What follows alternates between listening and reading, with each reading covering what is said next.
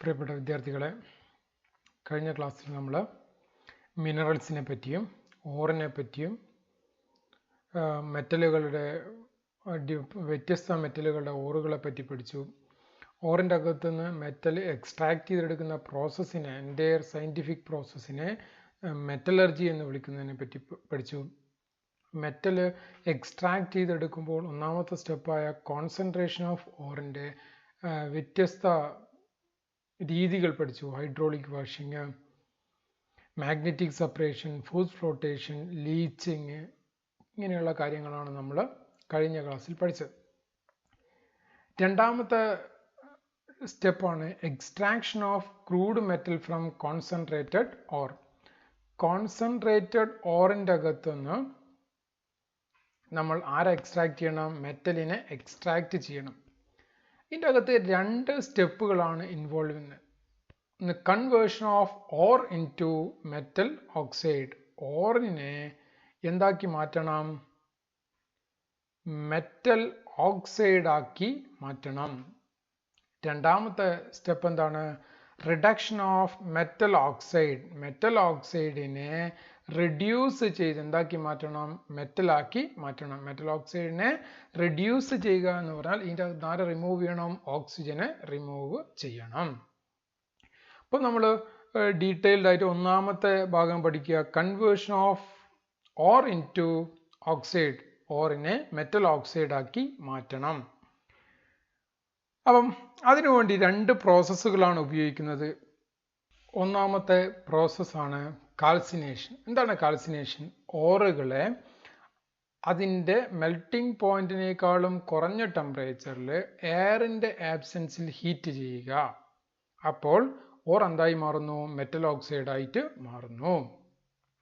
സാധാരണഗതിയിൽ carbonate ഓറുകളെയും hydroxide ഓറുകളെയുമാണ് calcination നടത്തുക. Calcination ശ്രദ്ധിക്കേണ്ട രണ്ട് പോയിന്റുകൾ എന്താണ്? ബിലോ ഇറ്റ്സ് മെൽറ്റിംഗ് പോയിന്റും അതുപോലെ തന്നെ എന്താണ്? ആബ്സെൻസ് ഓഫ് എയറും. അപ്പോൾ എന്താണ് calcination? The process of heating up of ore below its melting point in the absence of air. Zinc carbonate ഓറിനെ സിങ്ക് ഓക്സൈഡും കാർബൺ ഡൈ ഓക്സൈഡും ആക്കി മാറ്റുന്നു. Fe2O3 XH2O, Fe2O3യും XH2Oയും മാറുന്നു. രണ്ടാമത്തെ ടെക്നിക്കാണ് റോസ്റ്റിംഗ്. എന്താണ് റോസ്റ്റിംഗ്? റോസ്റ്റിംഗ് is the process of heating up of or below its melting point in the presence of air. എന്താണ് ശ്രദ്ധിക്കേണ്ടത്? മെൽറ്റിംഗ് പോയിന്റിനേക്കാളും കുറഞ്ഞ ടെമ്പറേച്ചറിൽ പ്രസൻസ് ഓഫ് എയർ. നേരത്തെ എന്തായിരുന്നു? ആബ്സെൻസ് ഓഫ് എയർ ആയിരുന്നു. ഇപ്പം റോസ്റ്റിംഗിൽ പ്രസൻസ് ഓഫ് എയർ. സാധാരണഗതിയിൽ ഏത് ഓറുകളെയാണ് നടത്തുക? സൾഫൈഡ് ഓറുകളെ. ആരെയാണ്? സൾഫൈഡ് ഓറുകളെയാണ് റോസ്റ്റിംഗ് നടത്തുക. Zinc sulphide ZnO+SO2, lead sulphide lead oxide +SO2.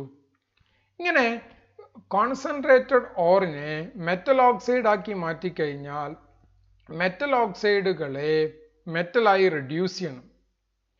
അതിനുവേണ്ടി the reduction of metal oxide into metal by using suitable reagent like ആരെയാണ്? കാർബൺ അല്ലെങ്കിൽ കാർബൺ മോണോക്സൈഡ് അല്ലെങ്കിൽ മറ്റു മെറ്റലുകൾ. അപ്പം ആരെയാണ് ഒരു മെറ്റൽ ഓക്സൈഡിനെ മെറ്റലായി റെഡ്യൂസ് ചെയ്യാൻ റെഡ്യൂസിങ് ഏജന്റായി സെലക്ട് ചെയ്യേണ്ടത് എന്ന് എന്തിനെ ഡിപ്പെൻഡ് ചെയ്യുന്നു? Reactivity of metal. എന്തിനാണ്? Reactivity of metal.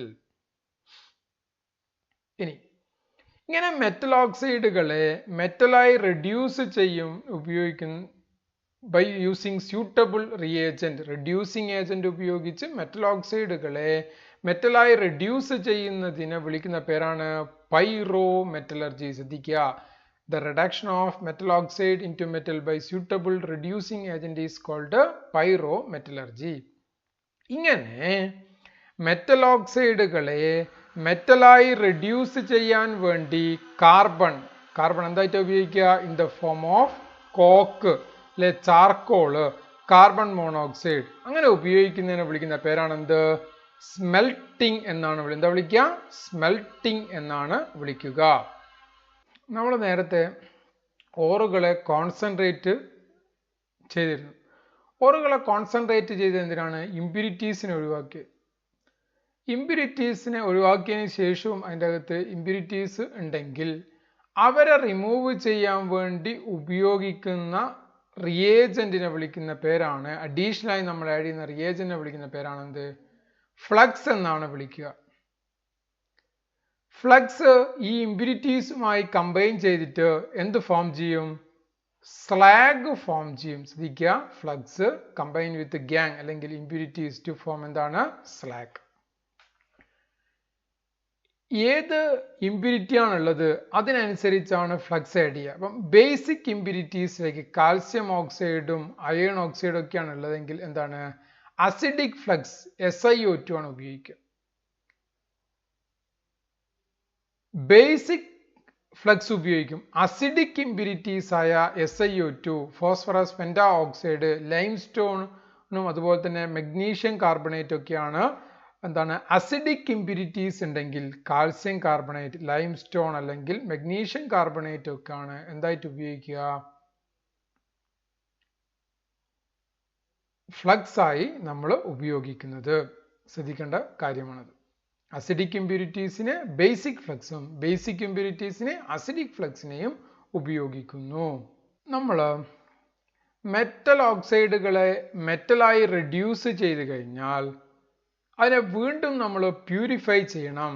അതിനു വേണ്ടി ഉപയോഗിക്കുന്ന ടെക്നിക്കാണ് റിഫൈനിങ്. റിഫൈനിങ് എന്ന് പറയുന്നത് തന്നെയാണ് പ്യൂരിഫിക്കേഷൻ.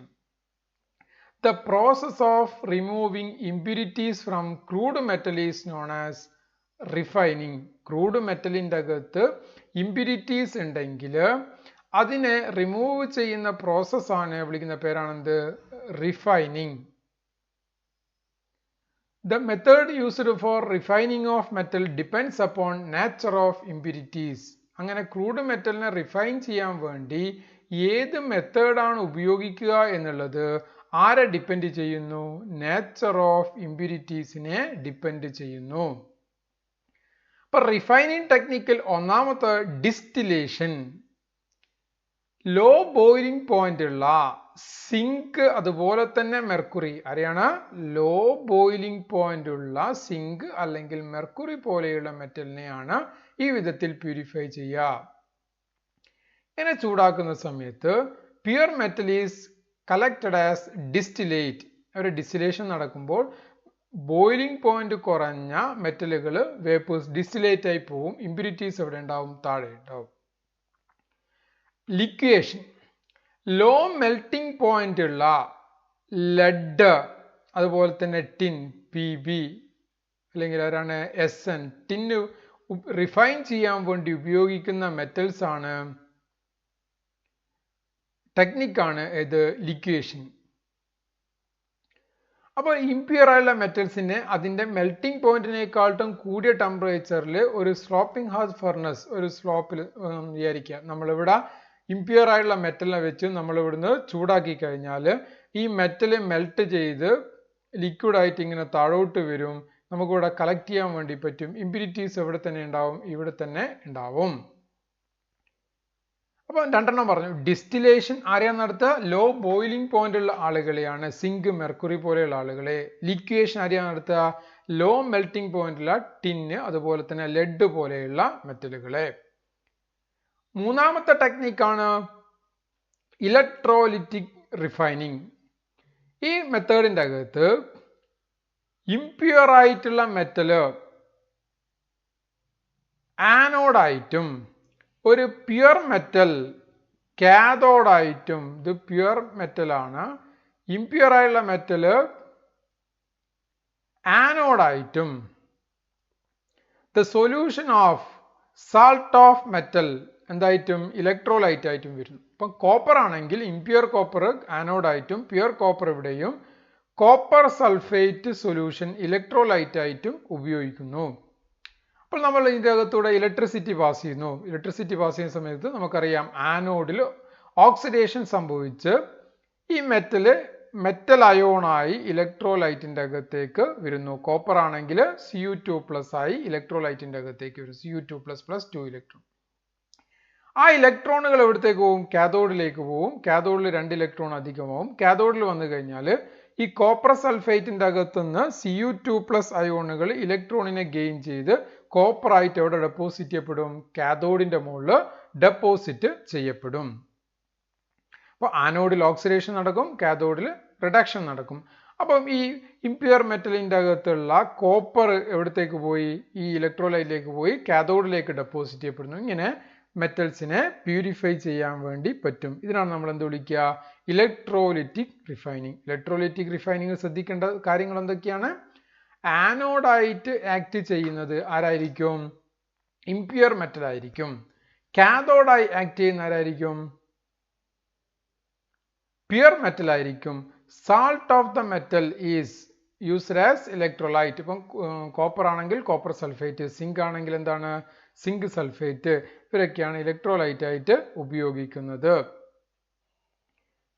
അടുത്ത 4ാമത്തെ ടെക്നിക്കാണ് സോൺ റിഫൈനിങ്. ഇവിടെയുള്ള പ്രിൻസിപ്പിൾ എന്താണ്? Impurities are more soluble. Impurities are more soluble in the melt than in the solid. Impurities എവിടെയാണ്? മെൽറ്റ് ചെയ്ത സ്ഥലത്താണ് more soluble ആവുന്നത് than the solid state. സാധാരണഗതിയിൽ സെമി കണ്ടക്ടേഴ്സിനെ പ്യൂരിഫിക്കേഷന് വേണ്ടി, അതായത് സിലിക്കൺ, ജെർമേനിയം, ഗാലിയം പോലെയുള്ള സെമി കണ്ടക്ടേഴ്സിന്റെ പ്യൂരിഫിക്കേഷന് വേണ്ടിയിട്ടാണ് ഈ ടെക്നിക്ക് ഉപയോഗിക്കുക. അപ്പം ഒരു സെമി കണ്ടക്ടർ എടുക്കുന്നു. ഇതൊരു ഇംപ്യൂർ ആയുള്ള സെമി കണ്ടക്ടറാണ്. ഇതിനൊരു സർക്കുലാർ ഹീറ്റർ വെച്ച് നമ്മൾ ഹീറ്റ് ചെയ്യുന്നു. ഇവിടെ ഹീറ്റ് ചെയ്യുന്ന സമയത്ത് ഇവിടെ മെൽറ്റ് ചെയ്യും. മെൽറ്റ് ചെയ്ത് കഴിഞ്ഞാൽ ഇംപ്യൂരിറ്റീസ് നന്നായി സോലുബിൾ ആവും. അപ്പോൾ ഈ ഹീറ്റർ ഇങ്ങനെ മുന്നോട്ട് നീക്കുന്നതിനനുസരിച്ച് മെൽറ്റ് ചെയ്ത ഭാഗം ഇങ്ങനെ നീങ്ങുന്നു. അതിൻ്റെ കൂടെ തന്നെ ആരിങ്ങനെ നീങ്ങിക്കൊണ്ടേയിരിക്കും? ഇംപ്യൂരിറ്റീസ് നീങ്ങിക്കൊണ്ടേയിരിക്കും. അപ്പോൾ അവസാന ഘട്ടത്തിൽ ഈ ഇംപ്യൂരിറ്റീസ് ഒക്കെ എവിടെ ഉണ്ടാവും? ഈ മെൽറ്റ് ചെയ്ത ഇവിടെ ഈ എൻഡിൽ എത്തും. അപ്പോൾ അതിലൂടെ നമ്മൾ കട്ട് ചെയ്ത് കളയും. അപ്പം നമുക്ക് എന്ത് കിട്ടി? Pure metal. നമുക്ക് ഈ ഭാഗം പ്യുവർ ആയിട്ട് നമുക്ക് കിട്ടും. അപ്പം ഇവിടുത്തെ പ്രിൻസിപ്പിൾ എന്താണ്? Impurities are more soluble in the melt than in the solid state. Impurities എവിടെയാണ് സോലുബിൾ ആവുന്നത്? മെൽറ്റ്, മോൾട്ടൺ സ്റ്റേറ്റിലാണ്, than in the solid state. പിന്നെയോ സെമി കണ്ടക്ടേഴ്സിന്റെ പ്യൂരിഫിക്കേഷൻ വേണ്ടിയിട്ടാണ് ഏത് ടെക്നിക്ക് ഉപയോഗിക്കുക? സോൺ റിഫൈനിങ് എന്ന് പറയുന്ന ടെക്നിക്ക് കൂടുതലായി ഉപയോഗിക്കുന്നത്. ഓർത്തു വെക്കുക. Vapour phase refining. Vapour phase refining നടത്തണമെങ്കിൽ ആ മെറ്റൽസ് 2 കണ്ടീഷൻ സാറ്റിസ്ഫൈ ചെയ്യണം. ആ metal should be in the position to form volatile compound. അതൊരു വോളട്ടൈൽ കോമ്പൗണ്ട് ഉണ്ടാക്കാൻ തയ്യാറായിരിക്കണം. രണ്ടാമത്തെ എന്താണ്? ഉണ്ടാക്കിയ വോളട്ടൈൽ കോമ്പൗണ്ട് ഈസിലി എന്ത് ചെയ്യണം? ഡീകമ്പോസ് ചെയ്യണം. അപ്പം ഒന്നാമത്തെ വേപ്പർ ഫേസ് റിഫൈനിങ് ആണ് മോൺസ് പ്രോസസ്. മോൺസ് പ്രോസസ്സിൽ ഇംപ്യൂറായിട്ടുള്ള nickel is heated with carbon dioxide. ആരാണ്? കാർബൺ ഡൈ ഓക്സൈഡുമായി ഹീറ്റ് ചെയ്യുന്നത് 330 to 350 kelvin. Nickel carbonyl NiCO4 എന്ന് പറയുന്ന ഒരു വോളട്ടൈൽ കോമ്പൗണ്ട് ഉണ്ടാക്കുന്നു. ഈ വോളട്ടൈൽ കോമ്പൗണ്ട് വീണ്ടും ഹീറ്റ് ചെയ്ത് കഴിഞ്ഞാൽ ഡീകമ്പോസ് ചെയ്തിട്ട് എന്താണ്? നിക്കലും അതുപോലെ തന്നെ കാർബൺ മോണോക്സൈഡുമായിട്ട് മാറുന്നു. അപ്പോൾ ഈ നിക്കൽ എന്താണ്? പ്യുവർ ആണ്. ഈ നിക്കൽ, ഇവിടെയുള്ള നിക്കൽ എന്തായിരുന്നു? ഈ നിക്കൽ ഇംപ്യുവർ ആണ്. ഇംപ്യുവർ ആയിട്ടുള്ള നിക്കൽ കാർബണൈലായി മാറുന്നു. മെറ്റൽ മാത്രമേ പോകുന്നുള്ളൂ. ഇംപ്യൂരിറ്റീസ് അവിടെ തന്നെ നിൽക്കും. നമ്മൾ വീണ്ടും ഹീറ്റ് ചെയ്യുമ്പോൾ ഡീകമ്പോസ് ചെയ്ത് നമുക്ക് പ്യുവർ ആയിട്ടുള്ള ആരെ കിട്ടുന്നു? നിക്കൽ കിട്ടും. Van Arkel method. Titanium, zirconium പോലെയുള്ള എലമെന്റുകളെ പ്യൂരിഫിക്കേഷൻ വേണ്ടിയിട്ട് ആണ് വാൻ ആർക്കിൾ മെത്തേഡ് ഉപയോഗിക്കുക. ടൈറ്റാനിയവും സിർക്കോണിയം ഒക്കെ അയഡിനുമായി ട്രീറ്റ് ചെയ്യുമ്പോൾ എന്താണ്? TiCl4 ZrI4 കിട്ടും. വീണ്ടും ഫർദർ ഹീറ്റ് ചെയ്ത് കഴിഞ്ഞാൽ നമുക്ക് എന്ത് കിട്ടും? പ്യുവർ ആയുള്ള ടൈറ്റാനിയം അതുപോലെ തന്നെ പ്യുവർ ആയുള്ള സിർക്കോണിയം ഒക്കെ കിട്ടും. വളരെ പ്രധാനപ്പെട്ട ഭാഗമാണ് മോൺസ് പ്രോസസ്സും അതുപോലെ തന്നെ വാൻ ആർക്കിൾ മെത്തേഡും. അടുത്ത പ്യൂരിഫിക്കേഷൻ മെത്തേഡാണ് ക്രോമറ്റോഗ്രാഫിക് മെത്തേഡ്. നമ്മൾ ഫസ്റ്റ് ഇയറിൽ ഓർഗാനിക് കെമിസ്ട്രിയുടെ ഭാഗമായിട്ട് പഠിച്ചിട്ടുണ്ട് ക്രോമറ്റോഗ്രാഫിക്, പല ടൈപ്പുള്ള. അപ്പോൾ എന്താണ് ഇതിൻ്റെ പ്രിൻസിപ്പിൾ? നമ്മൾ ഒരു കമ്പോണൻറ്റിൻ്റെ അകത്ത് ഡിഫറെൻറ്റ് കമ്പോണൻറ്റ് ഉണ്ടെങ്കിൽ, ഒരു സബ്സ്റ്റൻസിൻ്റെ അകത്ത് ഡിഫറെൻറ്റ് കമ്പോണൻ്റ് ഉണ്ടെങ്കിൽ which is are differentially absorbed on an adsorbent. അഡ്സോർബൻറ്റിൻ്റെ മുകളിൽ അഡ്സോർബ് ചെയ്യപ്പെടുന്നത് പല ഭാഗങ്ങളിൽ ആയിട്ടായിരിക്കും അബ്സോർബ് ചെയ്യപ്പെടുക. അപ്പോൾ മൈന്യൂട്ട് ക്വാണ്ടിറ്റിയുള്ള മെറ്റൽസിൻ്റെ പ്യൂരിഫിക്കേഷന് വേണ്ടിയിട്ടാണ് ഈ ടെക്നിക്ക് ഉപയോഗിക്കുക. സാധാരണഗതിയിൽ ഉപയോഗിക്കുന്ന പേപ്പർ ക്രോമറ്റോഗ്രഫി ഉണ്ട്, കോളം ക്രോമറ്റോഗ്രഫി ഉപയോഗിക്കും, ഗ്യാസ് ക്രോമറ്റോഗ്രഫി ഒക്കെ ഉപയോഗിക്കാറുണ്ട്. ഇത്രയും ഭാഗങ്ങളാണ് റിഫൈനിങ് അല്ലെങ്കിൽ പ്യൂരിഫിക്കേഷൻ. എന്തൊക്കെയായിരുന്നു പ്യൂരിഫിക്കേഷൻ ടെക്നിക്ക്? ഡിസ്റ്റിലേഷൻ. ആരെയാണ്? ലോ ബോയിലിംഗ് പോയിന്റ് ഉള്ള മെറ്റലുകളെ ആണ് ഉപയോഗിക്കുന്നത്, മെർക്കുറി പോലെയുള്ള മെറ്റലുകൾ. ഡിസ്റ്റിലേഷൻ ലോ മെൽറ്റിംഗ് പോയിന്റ് ഉള്ള ലെഡ്, അതുപോലെ തന്നെ ആരാണ്? ടിന്ന് പോലെയുള്ള മെറ്റലുകൾക്ക്. ഇലക്ട്രോലിറ്റിക് റിഫൈനിങ്ങിൻ്റെ അകത്ത് പ്യുവർ മെറ്റൽ എന്താണ് കാഥോഡും ഇംപ്യുവർ മെറ്റൽ ആനോഡും ആ മെറ്റലിൻ്റെ സാൾട്ട് സൊല്യൂഷൻ ഇലക്ട്രോലൈറ്റ് ആയിട്ടും ഉപയോഗിക്കുന്നു. സോൺ റിഫൈനിങ് സെമി കണ്ടക്ടേഴ്സിന് വേണ്ടിയിട്ടാണ് ഉപയോഗിക്കുക. വേപ്പർ ഫേസിൽ ഓർത്ത് വെക്കേണ്ടത് മോൺസ് പ്രോസസ്സും അതുപോലെ തന്നെ ആരാണ്? വാൻ ആർക്കിൾ മെത്തേഡും.